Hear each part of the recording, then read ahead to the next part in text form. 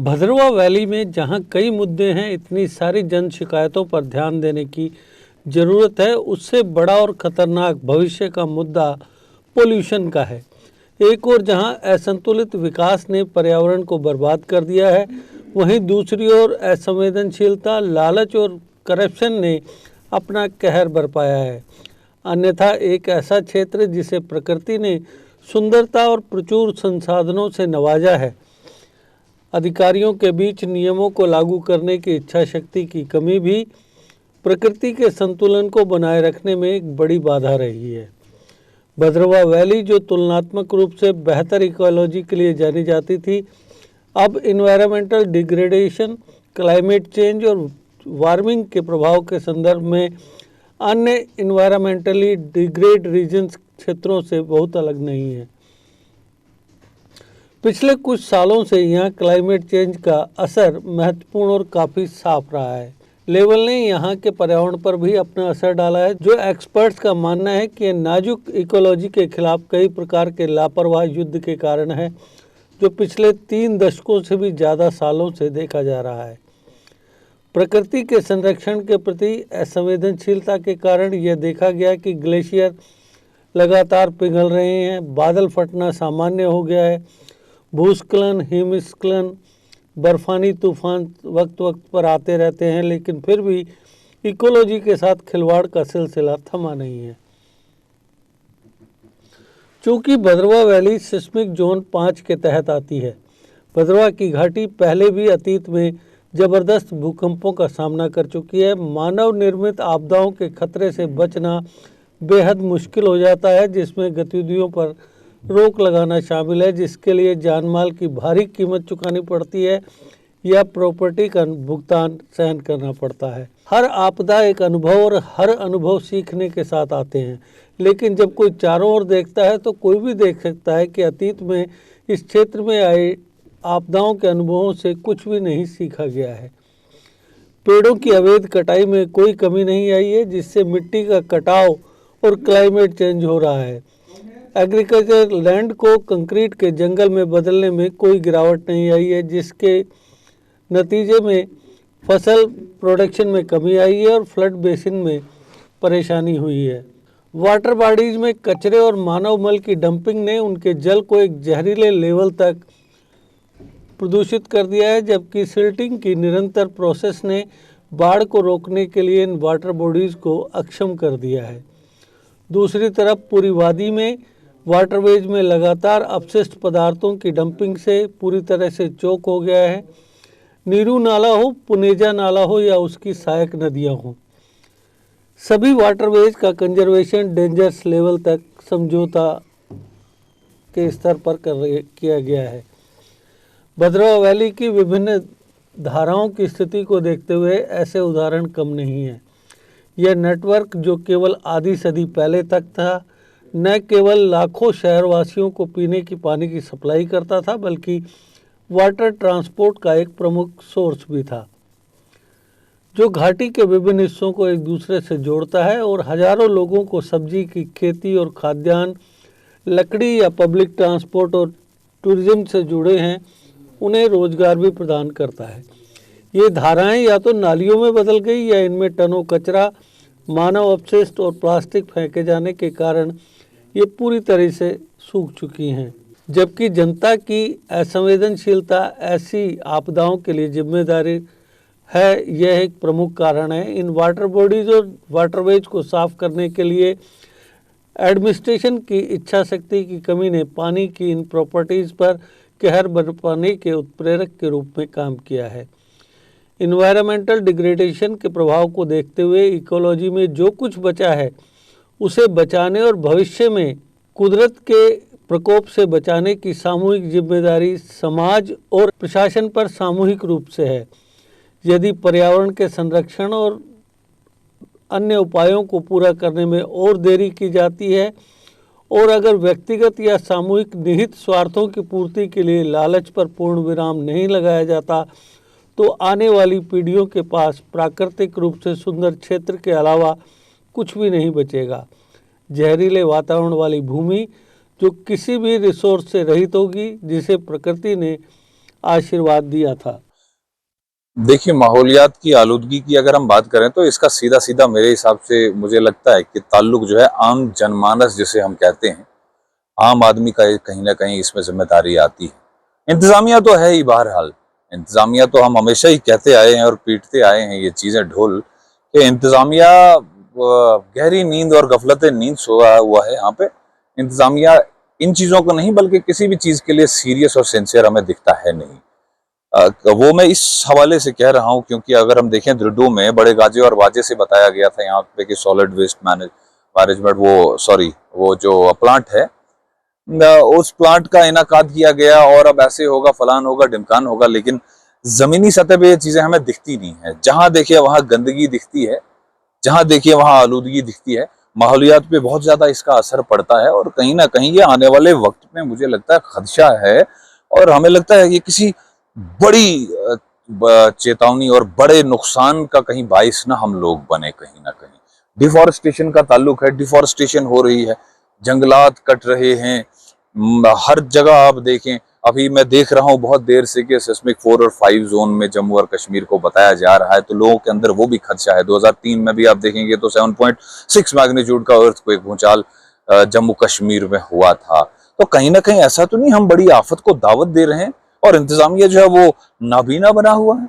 इंतजामिया इसको नहीं, अभी आपने पॉलीथीन की बात की, सिर्फ पॉलीथीन नहीं, ऐसी ऐसी जगह जगह गंदगी है, जगह जगह माहौल को आलूदा करने की बात होती है।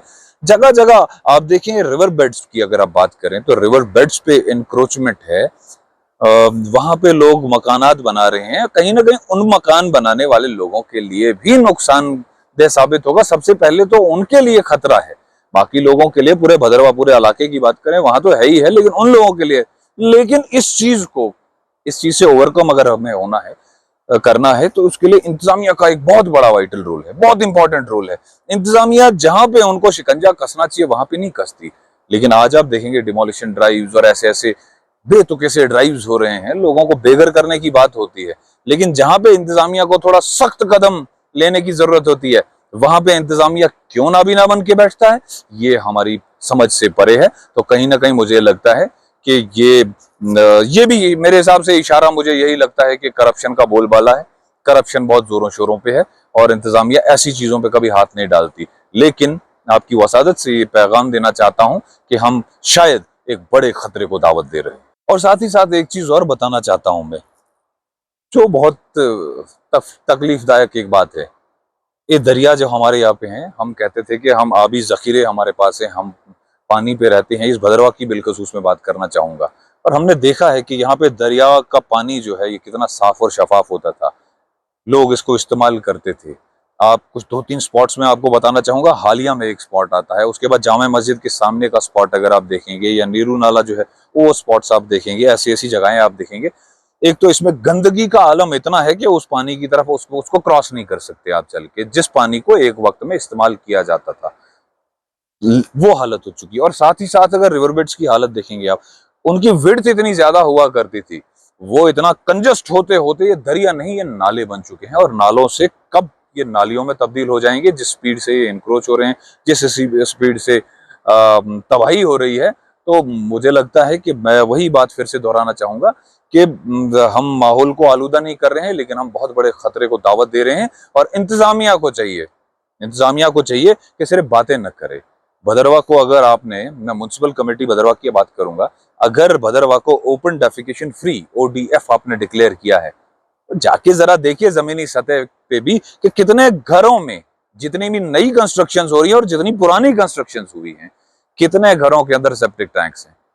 तो ये हवाई बातें छोड़िए, ये लोगों को धोखा देना छोड़िए, अपनी कुर्सियों के साथ भी इंसाफ करिए जरा सरा। और कम से कम ये सोचिए ये खतरा जो है ये पता नहीं कितने लोगों को खराब करेगा आने वाले वक्त में, और उन लोगों की आह से आप लोग भी बच नहीं पाएंगे।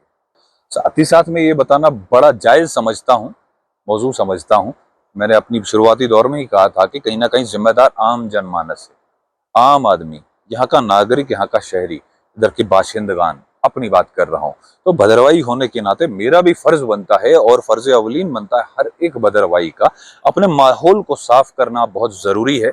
और इन सब चीजों पर रोक लगाना, सबसे पहले बोलते हैं चैरिटी बिगिंस फ्रॉम होम, तो हम लोगों को खुद इस चीज के लिए जो है सीरियस होना पड़ेगा। इन चीजों को हमको बड़ा सीरियस नोट, एक संज्ञान लेना पड़ेगा, सीरियस नोट लेना पड़ेगा इन चीजों का। और इन सब चीजों की हिफाजत जो है, मुहाफिज हमें खुद ही बनना पड़ेगा। इंतजामिया का जो रोल है वो करे ना करे एक बराबर बात है। हम फिर भी उनसे गुहार लगाएंगे, फिर भी उनसे दरखास्त करेंगे कि इस तरफ थोड़ा सा नजर सानी करें। उन्होंने की बड़ी अच्छी बात है, नूर अल्लाह नूर, ना की तो भी कोई परवाह नहीं है। लेकिन मैं बदरवाही होने की हैसियत से बदरवा के आम लोगों को यह अपील करना चाहता हूं कि इस चीज का गहरा संज्ञान लें, इस चीज का सीरियस नोट लें, अपने खुद लें। इंतजामिया पे डिपेंडेंसी रखना जो है वो एक मेरे हिसाब से अहमकाना चीज है, क्योंकि जैसे मैंने कहा कि ये जो आलूदगी हमने फैलाई हुई है इसके जिम्मेदार भी कहीं ना कहीं हम हैं। तो मुझे लगता है कि सफाई भी हमें खुद ही करनी पड़ेगी। देखिए, हम जब किसी भी हिल टाउन की बात करते हैं, चाहे वो भद्रवाह ले लें आप, तो मेन इश्यूज़ हैं आज के कॉन्टेक्स्ट में दो। एक तो अनप्लान्ड कंस्ट्रक्शन और दूसरा पोल्यूशन। पोल्यूशन की बात करें तो वाटर पोल्यूशन, हमारे स्प्रिंग्स पोल्यूट हो रहे हैं, हमारे वाटर बॉडीज़ जो स्ट्रीम्स हैं वो पोल्यूट हो रही हैं, क्लॉग हो रही हैं। और इन सब का जो मेन रिस्पॉन्सिबल एजेंट है वो है प्लास्टिक। प्लास्टिक हमारी ज़िंदगी का हिस्सा बन गया है। और अगर हम पर कैपिटा प्लास्टिक जनरेशन देखें तो एक आदमी हिल टाउन में और एन एवरेज इंडियन पर से एक दिन में 600 से 700 ग्राम सॉलिड वेस्ट जो है वो जनरेट करता है, जिसमें से 10 से 12% से सपोज 60 से 70 ग्राम एक इंसान जो है वो प्लास्टिक वेस्ट जो है वो प्रोड्यूस करता है।